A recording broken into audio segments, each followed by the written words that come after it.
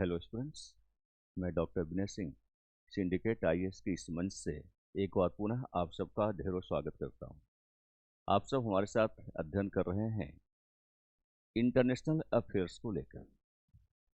अंतर्राष्ट्रीय स्तर पर जो समसामयिक घटनाएं घटित हो रही हैं उनका आप यहां पर विश्लेषण कर रहे हैं। और इस कड़ी में आज हम एक बहुत ही महत्वपूर्ण घटना को लेकर उसके विश्लेषण को प्रस्तुत करने वाले हैं, जिसका संबंध अमेरिका और डेनमार्क के साथ साथ न केवल यूरोप से है, बल्कि उसका जो इम्पैक्ट है वो संपूर्ण विश्व पर जाता हुआ दिख रहा है। हम चर्चा कर रहे हैं डोनाल्ड ट्रंप के द्वारा जब से वे राष्ट्रपति के पद पर आसीन हुए हैं अमेरिका के, तब से वे नित्य नई घोषणाएं कर रहे हैं। और विशेष रूप से उन्होंने राष्ट्रपति चुनाव का जब आयोजन हो रहा था उस दौरान अपने इलेक्शन कैंपेन के दौरान जो वादे किए थे उन वादों पर अमल भी प्रारंभ कर दिया है। और ये ऐसे वादे हैं जिसकी वजह से संपूर्ण विश्व में एक नई बहस छिड़ जाती है। जब भी कोई एक वादा पूरा किया जाता है या पूरा किए जाने के प्रयास किए जाते हैं, वह विश्व को प्रभावित करता है। हम चर्चा कर रहे हैं डोनाल्ड ट्रंप के उस निर्णय को लेकर जिसके आधार पर उन्होंने ग्रीनलैंड को अमेरिका को दिए जाने की बात की है।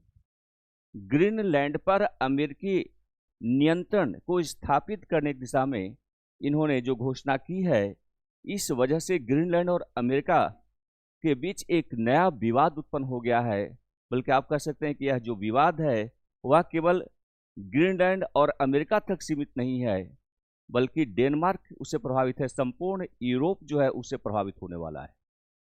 तो आइए आज हम चर्चा कर रहे हैं ग्रीनलैंड अमेरिका विवाद को लेकर, और इस महत्वपूर्ण विश्लेषण के दौरान हम समझने का प्रयास करेंगे कि ग्रीनलैंड और अमेरिका के बीच जो विवाद उत्पन्न हुआ, विवाद क्या है, विवाद की मुख्य वजह क्या है, ग्रीनलैंड कहां पर स्थित है, उसकी भौगोलिक स्थिति को समझने का प्रयास करेंगे। और साथ ही ये भी जानने का प्रयास करेंगे कि ग्रीनलैंड से संबंधित जो महत्वपूर्ण पहलू हैं वे पहलू कौन कौन से हैं। और हमारा अध्ययन इस दिशा में भी आगे बढ़ेगा कि इसका इम्पैक्ट, इस विवाद का जो इम्पैक्ट है उससे डेनमार्क कितना प्रभावित होगा, उस इम्पैक्ट का प्रभाव यूरोप के ऊपर किस रूप में जाएगा, उससे विश्व कितना प्रभावित हो सकता है, और भारत को उससे क्या सीख लेनी चाहिए। साथ ही हम इस विषय पर भी चर्चा करेंगे आप सबसे, क्योंकि आप सब यूपीएससी की तैयारी करने वाले हैं और कर रहे हैं, तो निस्संदेह यूपीएससी के लिए यह विषय कितना महत्वपूर्ण है, वे कौन से की पॉइंट्स हैं जो हमें इसके अंतर ढूंढने की आवश्यकता है। तो अमेरिका और ग्रीनलैंड को लेकर जो विवाद उत्पन्न हुआ है, हम उन विवादों को समझने का यहाँ पर प्रयास करें। दरअसल में एक ग्रीनलैंड क्या है? डेनमार्क के अधीन एक स्वायत्त क्षेत्र है।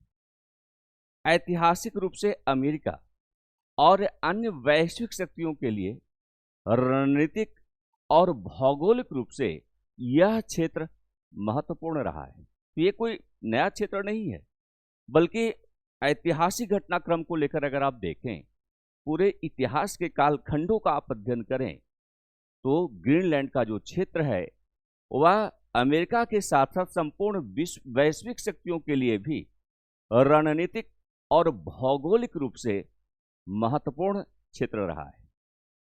अमेरिका के नए राष्ट्रपति के पद पर जब से डोनाल्ड ट्रंप पदस्थापित हुए हैं, उन्होंने ग्रीनलैंड पर अमेरिकी नियंत्रण की आवश्यकता को रेखांकित किया है।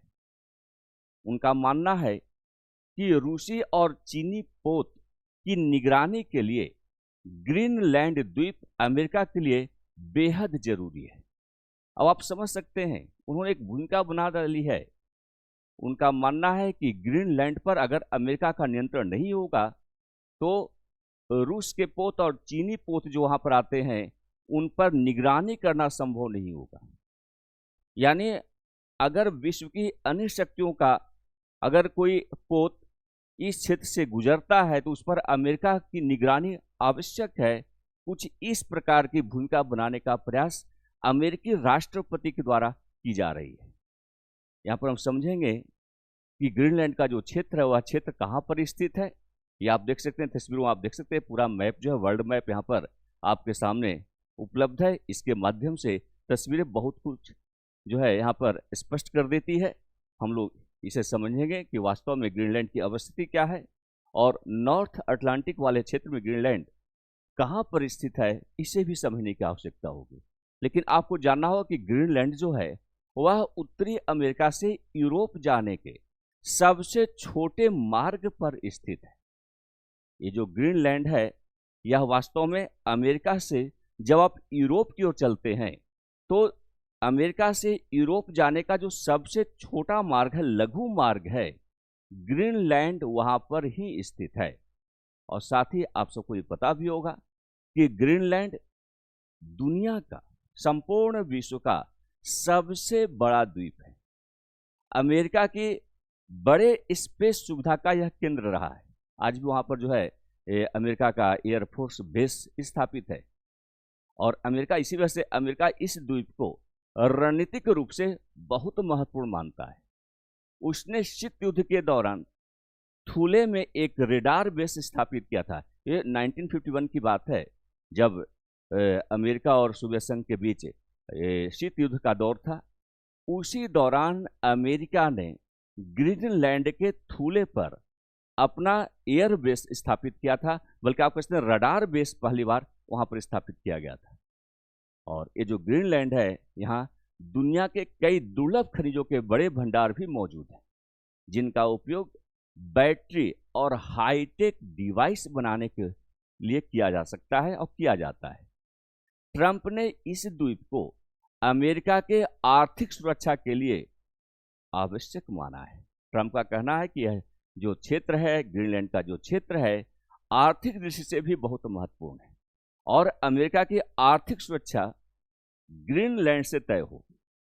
यानी अमेरिका की आर्थिक सुरक्षा के लिए ग्रीनलैंड पर नियंत्रण अमेरिका का होना चाहिए।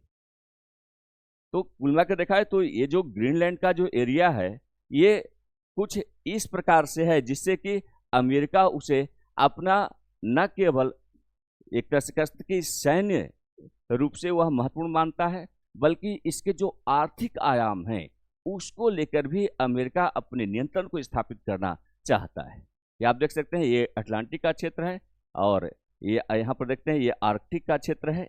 ये नॉर्थ अटलांटिक आप यहाँ पर देख सकते हैं, ये ग्रीनलैंड का क्षेत्र है। आप इसे क्लियरली आप देख सकते हैं।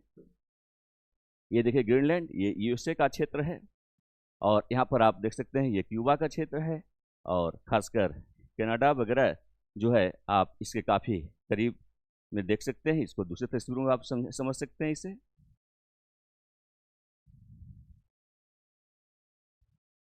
इन तस्वीरों से भी समझा सकता है और साथ ही आप जो है ये पूरे के पूरे वर्ल्ड मैप में इसे देख सकते हैं।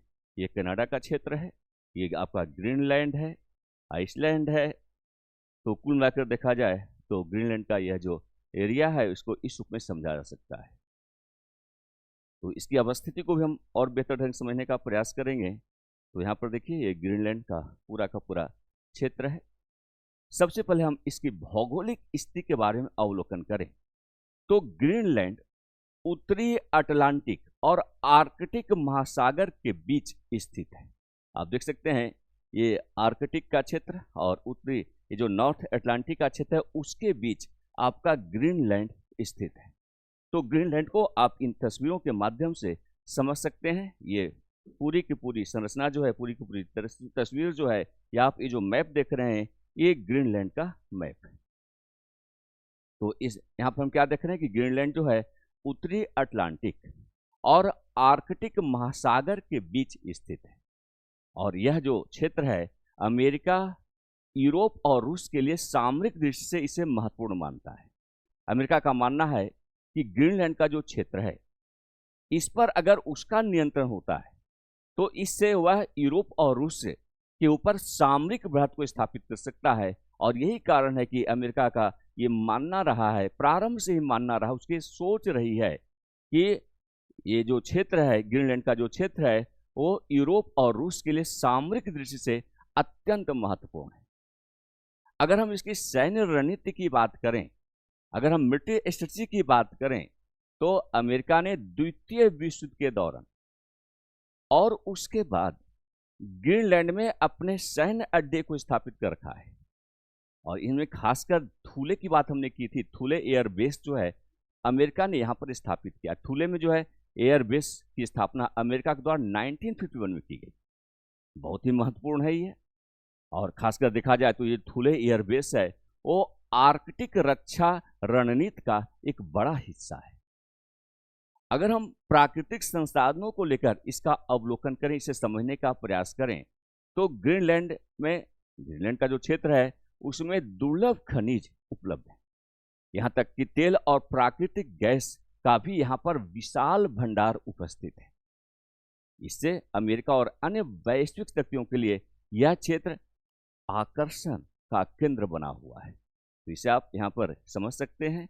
और विशेष रूप से जो है हम इसे ये भी समझने का प्रयास करें कि जो थूले एयरबेस है ये आप देख सकते हैं, ये ग्रीनलैंड का क्षेत्र है और यहाँ पर थूले एयरबेस स्थापित है।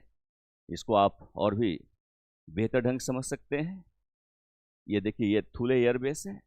ये पूरा का पूरा क्षेत्र ग्रीनलैंड का क्षेत्र है। विश्व का सबसे बड़ा लैंड है, ये ग्रीनलैंड है। तो थूले एयरबेस यहाँ पर, और आप इसे पूरी तस्वीरों में इस तरह समझ सकते हैं। ये ग्रीनलैंड, ये थूले एयरबेस, इसे मैप में भी आप देख सकते हैं इसे। तो दूसरी बात की हमने कहा कि अगर हम सैन्य रणनीति की बात करें तो बहुत महत्वपूर्ण है, कारण कि ये अमेरिका ने तो इस ग्रीनलैंड वाले क्षेत्र का जो थूले एयरबेस है वहाँ पर अपना एयरबेस ही स्थापित कर रखा है।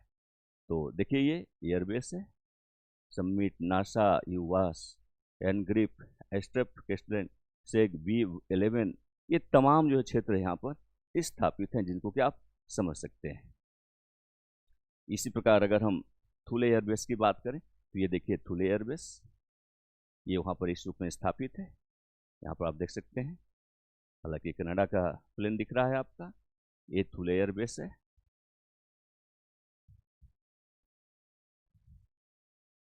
और ये पूरी तरह से ग्रीनलैंड तो आप यहाँ पर निहार सकते हैं, समझ सकते हैं। तो न केवल सैन्य रूप से बल्कि प्राकृतिक संसाधनों की उपलब्धता की वजह से भी अमेरिका के लिए ग्रीनलैंड अत्यंत आकर्षण का केंद्र बना हुआ है। तो इस वजह से आप कह सकते हैं कि ग्रीनलैंड पर अमेरिका जो है अपने नियंत्रण को स्थापित करने के लिए निरंतर प्रयास कर रहा है। अब हम ये समझें कि विवाद के मुख्य पहलू क्या है। ये जो ग्रीनलैंड है उससे संबंधित विवाद को आपने समझा, लेकिन विवाद के मुख्य पहलू क्या हैं ये जानना भी अत्यंत आवश्यक है। तो दरअसल में अमेरिका और ग्रीनलैंड क्या है, डेनमार्क का ही एक क्षेत्र है। डेनमार्क का इस पर नियंत्रण है। अमेरिका अपना एयरबेस बना रखा है। अब यहां समझने की आवश्यकता है कि अमेरिका और ग्रीनलैंड के बीच संबंधों में विभिन्न विवाद और रणनीतिक हित रहे हैं, जिनमें खासकर अगर आप देखें तो सैन्य, आर्थिक और भू राजनीतिक पहलू मुख्य रूप से इसमें सम्मिलित है। तो खासकर सैन्य पहलू को हमें समझना होगा, आर्थिक पहलू को भी समझना होगा और भू राजनीतिक पहलू इसके क्या हैं इसे भी समझना होगा। इसमें सबसे पहले हम देखें कि ग्रीनलैंड को खरीदने के लिए अमेरिकी प्रयास आज से नहीं, बहुत पहले से किए जा रहे हैं। एक जमाने से, बल्कि आप कह सकते हैं कि 1946 से अमेरिका का ये प्रयास रहा है वह ग्रीनलैंड को खरीद ले, डेनमार्क से खरीद ले, ताकि उस पर अपना पूर्ण नियंत्रण, पूर्ण स्वामित्व अमेरिका के स्थापित हो जाएगा। 1946 में अमेरिका के राष्ट्रपति थे उस समय हैरी एस ट्रूमैन। उन्होंने ग्रीनलैंड को $100 मिलियन में, अमेरिकी डॉलर में खरीदने का एक प्रस्ताव रखा था, लेकिन डेनमार्क ने उनके इस प्रस्ताव को अस्वीकार कर दिया था। यहां से विवाद प्रारंभ होता है। 2019 की बात अगर आप करें तो उसमें राष्ट्रपति डोनाल्ड ट्रंप ही थे जब उनका पहला कार्यकाल था। तो 2019 में तत्कालीन राष्ट्रपति आप कह सकते हैं या वर्तमान में जो नए राष्ट्रपति डोनाल्ड ट्रंप हैं, उन्होंने एक बार फिर से ग्रीनलैंड को खरीदने की इच्छा जताई थी, जिसे डेनमार्क और ग्रीनलैंड दोनों ने खारिज कर दिया था। और इस प्रस्ताव ने अमेरिका और डेनमार्क के बीच राजनयिक तनाव को जन्म दे दिया था। यहां से राजनयिक तनाव अमेरिका और डेनमार्क के बीच, अमेरिका और ग्रीनलैंड के बीच उत्पन्न हो गया था। तो अगर हम थुले एयरबेस की बात करें तो थुले एयरबेस और सैन्य विवाद, इसे भी हमें समझने की आवश्यकता हो। विशेषकर देखा है तो थुले एयरबेस जो है वो अमेरिका का एक बहुत ही प्रमुख सामरिक सैन्य अड्डा है, जिसकी स्थापना शीत युद्ध के दौरान सोवियत संघ के ऊपर नजर रखने के लिए किया गया था। यानी इसकी स्थापना के पीछे क्या कारण था? क्योंकि शीत युद्ध का दौर था, सोवियत संघ और अमेरिका के साथ जो है ये पूरा विश्व शीत युद्ध की चपेट में था। अमेरिका सोवियत संघ के ऊपर अपनी पैनी निगाह रखने का प्रयास कर रहा था, उसे नियंत्रित करना चाहता था। इसके लिए उसने थुले में अपना एयरबेस स्थापित किया। 1968 की घटना है कि 1968 में अमेरिका का एक परमाणु बम वर्षक विमान, जिसको हम B-52 के नाम से जानते हैं, ग्रीनलैंड के पास दुर्घटनाग्रस्त हो गया, जिससे पर्यावरणीय और कूटनीतिक विवाद पैदा हो गए। तो यहां से विवाद जो है आप देख सकते हैं कि एक तरह से आप देखा जाए तो यहां पर जो सैन्य विवाद है दोनों के बीच में वो बढ़ जाते हैं। तीसरा पहलू जो है वह चीन और रूस की जो बढ़ती दिलचस्पी है, यह भी ग्रीनलैंड के ऊपर अमेरिकी नियंत्रण को स्थापित करने को रेखांकित किया है। यानी अमेरिका का मानना है कि ग्रीनलैंड के खनिज संसाधनों में चीन और रूस की भागीदारी बढ़ रही है, चीन और रूस की दिलचस्पी बढ़ रही है, और इस वजह से अमेरिका अपने सुरक्षा हितों के लिए इसे खतरा के रूप में देखता है। कारण कि अगर ग्रीनलैंड के खनिज संसाधनों पर चीन और रूस का प्रवेश होता है या चीन और रूस वहां पर अगर किसी तरीके से अपनी स्थिति को सुदृढ़ कर लेते हैं, तो अमेरिका इसे अपने सुरक्षा हितों के विरुद्ध मानता है।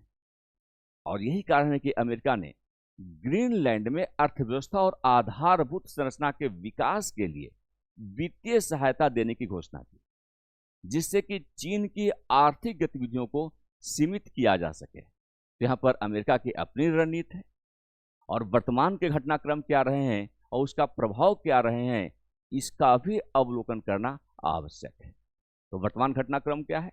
खासकर अगर आप 2020 की बात करें तो अमेरिका ने 2020 में ग्रीनलैंड में एक वाणिज्य दूतावास, जिसको हम कॉन्सुलेट कहते हैं, स्थापित किया, जिससे दोनों देशों के संबंधों में एक नया आयाम जुड़ गया।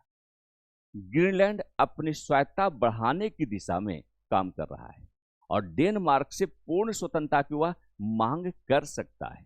ये भविष्य की बात है, ऐसे ही मतलब संभावना दिख रही है कि ग्रीनलैंड, जिस पर अभी डेनमार्क का नियंत्रण है, ग्रीनलैंड अपनी पूर्ण स्वायत्तता की मांग को आगे बढ़ा सकता है और इससे अमेरिका की भूमिका वहां पर बहुत अधिक बढ़ सकती है। आर्कटिक क्षेत्र में अमेरिका, रूस और चीन के बीच बढ़ती प्रतिस्पर्धा ग्रीनलैंड को एक रणनीतिक केंद्र बना रही है। तो खासकर हम देखते हैं कि जो आर्कटिक क्षेत्र है, और ये आपका जो आर्कटिक क्षेत्र है, ये यहाँ पर नॉर्थ अटलांटिक का क्षेत्र है। तो ग्रीनलैंड जो है, यहाँ पर देखिए आप रसिया को देख सकते हैं, चाइना की स्थिति को समझ सकते हैं। तो खासकर आर्कटिक क्षेत्र में क्या है कि अमेरिका की सोच रही है कि रूस और चीन की बीच जो प्रतिस्पर्धा बढ़ रही है, ग्रीनलैंड को एक रणनीतिक केंद्र के रूप में एक नई पहचान उसे मिल सकती है। तो ये तमाम चीजें हैं। अब इसमें हमें थोड़ा समझना होगा कि डेनमार्क का क्या पक्ष है, उसकी क्या सोच है, या वह क्या चाहता है। इसे जाने बगैर संपूर्ण घटनाक्रम का विश्लेषण करना संभव नहीं होगा। तो डेनमार्क के पक्ष को समझना होगा, खासकर ग्रीनलैंड को लेकर जो अमेरिकी राष्ट्रपति डोनाल्ड ट्रंप की धमकियां मिली है, इसी बीच डेनमार्क की प्रधानमंत्री मेटे फ्रेडरिक्सन, वहां पर प्रधानमंत्री के पद पर मेटे फ्रेडरिक्सन आसीन हैं, उन्होंने स्पष्ट कर दिया है कि ग्रीनलैंड डेनमार्क का हिस्सा है और यह बिक्री के लिए नहीं है, इसे बेचा नहीं जा सकता है। अमेरिका को खासकर उन्होंने एक तरह से सजग कर दिया है कि आप जो है बार बार इसे खरीदने की बात कर रहे हैं, ये करना गलत है। इस प्रकार का जो है ये ग्रीनलैंड कोई विक्रय की वस्तु नहीं है, इसे बेचा नहीं जा सकता है। इस प्रकार के जो है आपने जो मनसूबा पाल रखा है यह उचित नहीं है। ग्रीनलैंड के लिए जो वहाँ के प्रधानमंत्री मेटे हैं, उन्होंने यूरोपीय सहयोगियों से भी समर्थन मांग लिया है। उनका कहना है कि जो यूरोपीय संघ है, यूरोप के जो देश हैं, वे ग्रीनलैंड को बचाने के लिए हमें सहयोग करें। हालांकि दूसरी एक बात अगर देखें, क्योंकि अब अमेरिका की जब दखलंदाजी बढ़ती है तो अब डेनमार्क जैसा छोटा सा देश वह निश्चित रूप से दबाव में आ जाता है। मेटे ने आर्कटिक क्षेत्र में रूस और चीन की बढ़ती सक्रियता पर अमेरिकी चिंताओं को भी स्वीकार किया है और उनका मानना है कि सुरक्षा के लिहाज से अमेरिका और डेनमार्क मिलकर ग्रीनलैंड में अपनी स्थिति को मजबूत कर सकते हैं। तो वो अमेरिका का जो पक्ष है उसका भी जो है वकालत करते हैं, अपने पक्ष को भी रखते हैं और विशेष रूप से उन्होंने यूरोप के जो अन्य देश हैं, यूरोपीय संघ जुड़े हुए जो सदस्य राष्ट्र हैं, उनसे अपील भी करते हैं कि वे ग्रीनलैंड को बचाने के लिए डेनमार्क का सहयोग करें। तो ये डेनमार्क का पक्ष है। अब थोड़ा हम लोग समझने का प्रयास करेंगे कि जो यूपीएससी की आप सब तैयारी कर रहे हैं, तो यूपीएससी की परीक्षा के लिए इसमें प्रासंगिक बिंदु कौन कौन से हैं, किन पर आपको फोकस करना चाहिए। तो खासकर देखें तो भू राजनीति को आपको समझना होगा। विशेष रूप से भू राजनीति के अंतर्गत क्या देखना होगा, जो आपका जियो पॉलिटिक्स है उसके अंतर्गत, इसके अंतर्गत क्या मिल रहा है आपको। तो आर्कटिक क्षेत्र में जो प्रतिस्पर्धा बढ़ रही है, प्रतिस्पर्धा किन देशों से बढ़ रही है, तो चाइना की वजह से बढ़ रही है, रसिया की वजह से बढ़ रही है, अमेरिका की वजह से बढ़ रही है। तो यहाँ पर जो जियो पॉलिटिक्स है उसमें आर्कटिक क्षेत्र में बढ़ती प्रतिस्पर्धा का अवलोकन आपको करना चाहिए। साथ ही अमेरिका और डेनमार्क के संबंध का भी अवलोकन यहाँ से हो रहा है। विशेष रूप से सैन्य और आर्थिक विवाद जो रहे हैं उस पर आपकी पैनी निगाह होनी चाहिए। अगर प्राकृतिक संसाधन की बात करें तो ग्रीनलैंड के जो खनिज हैं, ऊर्जा के जो वहाँ पर भंडार उपलब्ध हैं, उन पर भी नज़र रखनी होगी, उसे भी आपको अपने अध्ययन में शामिल करना होगा। और ये जो विवाद उत्पन्न हुआ है उस संदर्भ में भारत के लिए क्या सबक हो सकता है। तो भारत को अपनी जो आर्कटिक नीति है और वैश्विक शक्ति संतुलन है, दोनों को फिर से विश्लेषित करना होगा, उसे और बेहतर ढंग से प्रबंधित करने की आवश्यकता होगी। तो ये तमाम पहलू हैं जो यूपीएससी की परीक्षा से संदर्भित प्रासंगिक बिंदु के रूप में आप समझ सकते हैं, उसे आप अपने अध्ययन में सम्मिलित कर सकते हैं। तो इन चीज़ों पर आपको फोकस करना चाहिए। और एक बार फिर से आप तस्वीरों में देख सकते हैं कि ग्रीनलैंड को हमने इस एरिया में दिखाया है और फिर से हमने ऐसे आपको समझाने का प्रयास किया है। तो आज हम लोगों ने ग्रीनलैंड को लेकर जो विवाद चल रहा है उसका अवलोकन किया। आगे भी इस प्रकार जो है अगर कोई कॉन्फ्लिक्ट उत्पन्न होते हैं या इंटरनेशनल अफेयर्स में कोई घटनाक्रम जो बहुत महत्वपूर्ण है, उस पर हम चर्चा को बनाए रखेंगे, चर्चा को जारी रखेंगे। तब तक के लिए आप सबको बहुत बहुत धन्यवाद।